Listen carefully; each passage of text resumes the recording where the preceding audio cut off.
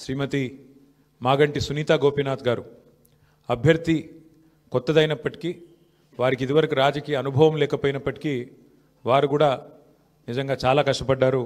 చాలా పెద్ద ఎత్తున వారు కూడా మరి పోరాటం కూడా చేసినారు. చివరి రోజు మరి ఏ రకంగా వారు పోరాడినారో మీరు అందరూ కూడా చూశారు. వారికి కూడా నా అభినందనలు. ఎందుకంటే కొత్త అభ్యర్థి అయినప్పటికీ ఎక్కడా కూడా ప్రత్యర్థి ముఖ్యంగా అధికార పార్టీ అయినప్పటికీ అధికార యంత్రాంగం మొత్తం ఉన్నప్పటికీ వారు కూడా మొక్కవోని ధైర్యంతో కొట్లాడినారు.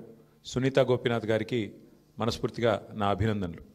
అట్లాగే బీఆర్ఎస్ పార్టీకి మరి ఓటేసిన జూబ్లీహిల్స్ ప్రజలకి మరి చివరి ఓటింగ్ శాతం ఇంకెంత తెలియదు, బట్ చాలా గణనీయంగా గౌరవప్రదంగా మా పార్టీకి కూడా ఓట్లు వచ్చినాయి. మరి మాకు ఓటేసిన జూబ్లీహిల్స్ ప్రజలందరికీ కూడా పేరు పేరున వారికి కూడా కృతజ్ఞతలు. సరే, సహజంగానే ఒక రాజకీయ పార్టీగా ఎన్నికల్లో దిగినప్పుడు గెలుస్తామనుకొని దిగుతాం, గెలుస్తామనుకొని కొట్లాడతాం, గెలవాలని కొట్లాడతాం. అట్లనే కొట్లాడినాం. గత 2 ఏళ్లుగా బీఆర్ఎస్ పార్టీ ప్రధాన ప్రతిపక్ష పార్టీగా తన పాత్రను అద్భుతంగా పోషించింది. ప్రజా సమస్యలను మరి కేంద్రంగా చేసుకొని ప్రజల వాదనను ప్రజల వేదనను ఇవాళ ప్రభుత్వం ముందు పెట్టడంలో, అది శాసనసభలో అయితేనేమి, ప్రజాక్షేత్రంలో అయితేనేమి, సోషల్ మీడియాలో అయితేనేమి చాలా బలంగా బీఆర్ఎస్ పనిచేస్తున్నది. మా పని ఇట్లాగే భవిష్యత్తులో కూడా కొనసాగుతూనే ఉంటుంది. ఎందుకంటే ఈ ఉప ఎన్నికల్లో కూడా మేము నిజాయితీగా కొట్లాడినాం. ప్రజా సమస్యల్ని కేంద్ర బిందువుగా చేసుకొని ప్రజలనే ఎజెండాగా చేసుకొని ఎన్నికల్లో డెఫినెట్గా చిత్తశుద్ధితో నిజాయితీగా మేము కొట్లాడినాం. మీకు తెలుసు ఎట్లా ఎన్నికలు జరిగినాయి కూడా అందరూ చూసినారు, నేను చెప్పక్కర్లేదు ప్రత్యేకంగా. మరి మొత్తం ఎన్నిక ప్రచారం ముగిసేదాకా ఎట్లా జరిగింది, ప్రతి సర్వేలో కూడా బీఆర్ఎస్ గెలుస్తుందని ఎట్లా చెప్పింది, ఆ తర్వాత ఆఖరి 3 రోజులు ఏం జరిగింది ఇదంతా ప్రజలు చూసినారు. నేను అందులోకి పోను, అవి చెప్పను. కానీ ఒకటి మాత్రం వాస్తవం, ఈ ఎన్నిక డెఫినెట్గా మరి మాకు కొత్త ఉత్సాహాన్ని ఇచ్చింది, కొత్త బలాన్ని ఇచ్చింది. ఎందుకంటే మరి స్పష్టంగా ప్రజలు ఒక తీర్పు ఇచ్చారు. ఈ రాష్ట్రంలో ప్రత్యామ్నాయం కేవలం బీఆర్ఎస్ మాత్రమే. ఇంకా అది అందులో అనుమానమే లేకుండా ఖచ్చితంగా ఈ ప్రభుత్వం ఏదైతే పనిచేస్తుందో వారికి ప్రత్యామ్నాయంగా పోరాడుతున్న ఒకే ఒక్క పార్టీ బీఆర్ఎస్ అనే మాట స్పష్టంగా ప్రజలు చెప్పారు. డెఫినెట్గా దాన్ని కూడా మేము మాకు ఒక సానుకూల అంశంగానే తీసుకుంటా ఉన్నాం. సరే, ఇక ఈ ఎన్నికల్లో ఏ రకంగా అధికార యంత్రాంగం మోహరించింది, ఏ రకంగా వారు పనిచేశారు, ఇవన్నీ కూడా మీ కళ్ళ ముందున్నాయి. నేను వాటి విషయంలోకి ఎక్కువగా పోను.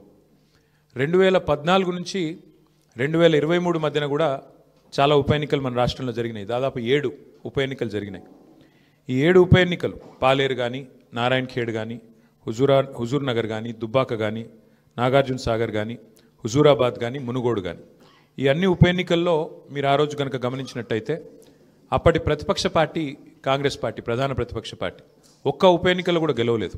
7 ఉప ఎన్నికల్లో మేము దాదాపు అన్ని గెలిచాం, దాదాపు 5 గెలిచాం, ఒక 2 ఓడిపోయాం అంతే తప్ప మరి ప్రతిపక్షంలో ఉన్న కాంగ్రెస్ పార్టీ ఆనాడు ఒక్క ఉప ఎన్నికల్లో గెలవకపోయినా చివరికి మళ్ళీ 2023 సార్వత్రిక ఎన్నికల్లో వారు విజయం సాధించారు, గవర్నమెంట్ కూడా ఫామ్ చేశారు. అట్లాగే మధ్యలో జిహెచ్ఎంసీ ఎన్నికలు వస్తే కూడా, గ్రేటర్ హైదరాబాద్ కార్పొరేషన్ ఎన్నికల్లో కూడా మరి ప్రతిపక్షంలో ఉన్న కాంగ్రెస్ పార్టీకి ఆనాడు కేవలం 1-2 కార్పొరేటర్ సీట్లు వచ్చిన విషయం కూడా ఒక్కసారి గమనంలోకి తీసుకోవాలని చెప్పి కూడా నేను కోరుతా ఉన్నా. అట్లాగే ఈ ఎన్నికల్లో ముఖ్యంగా ప్రజల తరపున వాదన బలంగా వినిపించగలిగాం. ఎన్నికల ఎజెండాను ఖచ్చితంగా నిర్దిష్టంగా బలంగా ప్రతిపక్షంగా మేమే సెట్ చేయగలిగాం. ప్రజా సమస్యలను ప్రధానంగా 6 గ్యారంటీల అమలులో ప్రభుత్వ వైఫల్యాన్ని బలంగా ప్రజల్లోకి తీసుకొని పోయాం. 6 గ్యారంటీల విషయంలో ప్రభుత్వం చేసిన మోసాన్ని తీసుకొని పోయాం. హామీల ఎగవేతను బాకీ కార్డుల రూపంలో ప్రధాన చర్చగా చేయగలిగాము. ఇది బీఆర్ఎస్ సాధించిన విజయంగా మేము భావిస్తూ ఉన్నాం. అట్లాగే మేము అనవసరపు అంశాల జోలికి పోలేదు. కులము, మతము వీటి పేరు మీద డైవర్షన్ రాజకీయాలు చేయలేదు. బూతులు అస్సలు మాట్లాడలేదు. ఆఖరికి ప్రభుత్వంలో ఉన్నవాళ్ళు ఫ్రస్ట్రేట్ అయిపోయి బూతులు మాట్లాడినా మేము మాత్రం బూతులు మాట్లాడలేదు. కేవలం ప్రజా సమస్యల గురించే మాట్లాడాం. చాలా హుందాగా ఈ ఎన్నికల్లో కొట్లాడినామని చెప్పి నేను అనుకుంటా ఉన్నా. అట్లాగే జనాలకు అవసరమైన పాయింట్లు, ప్రజలకు అవసరమైన పాయింట్లను మాత్రమే చర్చకు పెట్టాం. కాంగ్రెస్, బీజేపీ ఎన్ని రకాలుగా మమ్మల్ని కవ్వించే ప్రయత్నం చేసినా సంయమనం కూడా పాటించాం. అట్లాగే మేమేం చేశాము, ఎందుకంటే ఒక 10 ఏళ్ళు ప్రభుత్వాన్ని నడిపిన ఒక జవాబుదారీ పార్టీగా, ఒక బాధ్యత గల ప్రతిపక్షంగా 10 ఏళ్ళు మీరు ఏం చేశారు జూబ్లీహిల్స్ కంటే 5328 కోట్లతో అభివృద్ధి సంక్షేమ కార్యక్రమాలు చేశామని చెప్పి లెక్కల సహితంగా మరి ప్రజల ముందు పెట్టాము. చాలా పారదర్శకంగా పనిచేశామని చెప్పి ఎన్నికలు కూడా పోయినాం. అట్లాగే కాంగ్రెస్ ఎగ్గొట్టిన వాటిని కూడా లెక్కలతో సహా ఇంటింటికి తీసుకొని పోయాం బాకీ కార్డుల ద్వారా. అట్లాగే ప్రజా సమస్యలు, బస్సు ఛార్జీల పెంపు మీద నిరసన చెప్పాము. బస్తీ దవాఖానాలు విజిట్ చేసి ప్రభుత్వ యంత్రాంగంలో చలనం తీసుకొచ్చాము. హైడ్రా విధ్వంసం మీద, ప్రభుత్వంలో ఉన్న పెద్దల ద్వంద్వ ప్రమాణాల మీద, డబుల్ స్టాండర్డ్స్ మీద కూడా ప్రభుత్వాన్ని ఎండగట్టగలిగాం. ఆటో అన్నల సమస్యలను కూడా ప్రభుత్వం దృష్టికి తీసుకురాగలిగినాం. వాళ్ళ తరపున కూడా గట్టిగా మాట్లాడినాం. హైదరాబాద్లో రోడ్ల దుస్థితి విషయంలో కూడా ప్రభుత్వాన్ని కదిలింపజేయగలిగినాం. శాంతి భద్రతల విషయంలో కూడా మా నిరసన గట్టిగా చెప్పాం. ఈ రకంగా ప్రజా సమస్యలనే కేంద్ర బిందువుగా మా పార్టీ ఎన్నికల ప్రచారాన్ని చాలా హుందాగా నిర్వహించింది. తద్వారా ప్రభుత్వం కూడా మాట్లాడక తప్పని అనివార్యత కల్పించాం. చివరికి 2 ఏళ్లలో ఒక్కసారి కూడా మరి సమీక్ష చేయని ముఖ్యమంత్రి గారు ఆఖరి ఎలక్షన్ ముందు రోజు 6 గ్యారంటీల మీద సమీక్ష చేయక తప్పని పరిస్థితి కూడా వచ్చింది అంటే ముమ్మాటికి అది బీఆర్ఎస్ విజయమే. అట్లాగే 2 ఏళ్లుగా మైనారిటీకి మంత్రివర్గంలో స్థానం లేదు. బీఆర్ఎస్ ఏదైతే మరి మంత్రివర్గంలో ఇట్లా మైనారిటీలకు స్థానం లేదు, ఒక ఎంపీ లేరు, ఎమ్మెల్యే లేరు, ఎమ్మెల్సీ లేరు అని గట్టిగా మాట్లాడితే చివరికి అనివార్యంగా అజారుద్దీన్ గారికి మంత్రి పదవి ఇయ్యక తప్పని అనివార్యత కల్పించింది కూడా ఖచ్చితంగా మా యొక్క ఎన్నికల ప్రచార సరళి. తప్పకుండా ప్రధాన ప్రతిపక్షంగా మరి మా బాధ్యత మేము నిర్వర్తించినాం. సరే, సహజంగానే ఒకటి మాత్రం ఉంది, గెలుపు ఓటములు పెద్దలు కేసీఆర్ గారు ఎప్పుడు చెప్తుంటారు, గెలవాల్సింది పార్టీలు కాదు, గెలవాల్సింది ప్రజలు అని. మేము కూడా మనస్ఫూర్తి కోరుకునేది ప్రజాస్వామ్యంలో చర్చ జరగాల్సిందే, మీడియాలో జరగాల్సిందే, బయట జరగాల్సిందే, తప్పకుండా ప్రజల్లో కూడా జరగాల్సిందే. ఈ ఎన్నిక ఎట్లా జరిగింది అనే విషయంలో కూడా చర్చ జరగాలి. ఎందుకంటే ఈరోజు కాదు, మేము 4 రోజుల ముందే చెప్పాం ఎన్ని రకాల అక్రమాలకు కాంగ్రెస్ తెరలేపిందో చెప్పాం. అభ్యర్థి యొక్క సొంత తమ్ముడికి 3 ఓట్లు ఉన్న విషయాన్ని మీ ముందు పెట్టాం. ఆధారాలతో సహా మేము స్పష్టంగా మీ ముందు బయట పెట్టాం. ఎన్నికల కమిషన్ అడిగాం, కోర్టుకు పోయాం. ఎన్ని ప్రయత్నాలు చేయాలో అన్ని ప్రయత్నాలు పారదర్శకంగా ఫ్రీ అండ్ ఫెయిర్ ఎలక్షన్ కోసం జరగాలని ప్రయత్నం చేసినాం. షెడ్యూల్ వచ్చిన నాటి నుంచి పోలింగ్ డే దాకా ఏమేం జరిగినాయో, ఎన్ని రకాల అక్రమాలు, ఎన్ని రకాల అవకతవకలు, ప్రలోభాలు, ఎన్ని రకాల ఒత్తిళ్లు, ఇవన్నిటి మీద కూడా చర్చ తప్పకుండా జరగాల్సిందే. ఏదేమైనప్పటికీ సరే, అల్టిమేట్గా ప్రజాస్వామ్యంలో ప్రజా తీర్పు శిరోధార్యం. తప్పకుండా మరి ఇవాళ మేము కూడా ఓట్లేసిన ప్రజలకు ధన్యవాదాలు చెప్తున్నాం. అట్లాగే మిగతా వారికి కూడా మేము విజ్ఞప్తి చేస్తూ ఉన్నాం. ప్రధాన ప్రతిపక్షంగా మా పాత్రను మీరు గమనించారు. ప్రధాన ప్రతిపక్షంగా మేము గెలవాలని కోరుకున్నాం, సహజంగా గెలుస్తామని ఆశించినాం. బట్ ఎలాంటి నిరాశ లేదు, మా పని మేము చేసుకుంటూ పోతూనే ఉంటాం.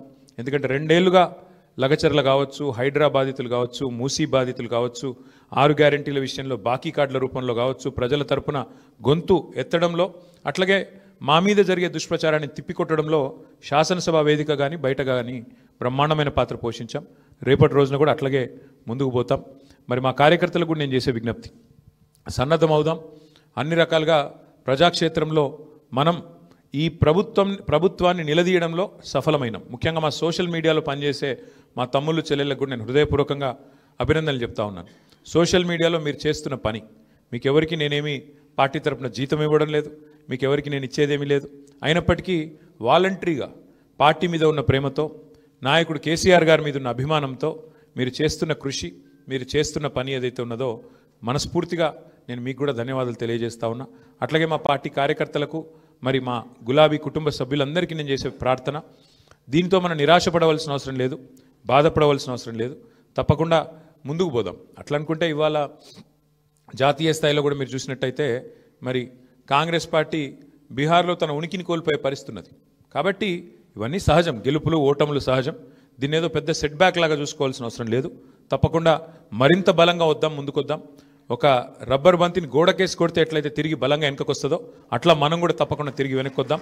పెద్దలు కేసీఆర్ గారు తిరిగి రాష్ట్రానికి ముఖ్యమంత్రిగా మళ్ళీ బాధ్యతలు చేపట్టేదాకా ఎవరి శక్తి మేరకు వారు శక్తి వంచన లేకుండా కష్టపడదామని చెప్పి మా నాయకులు కార్యకర్తలకు మరొకసారి ధన్యవాదాలు తెలియజేస్తూ, కష్టించి పనిచేసిన మా నాయకత్వం మొత్తం కూడా ఇక్కడ ఉంది.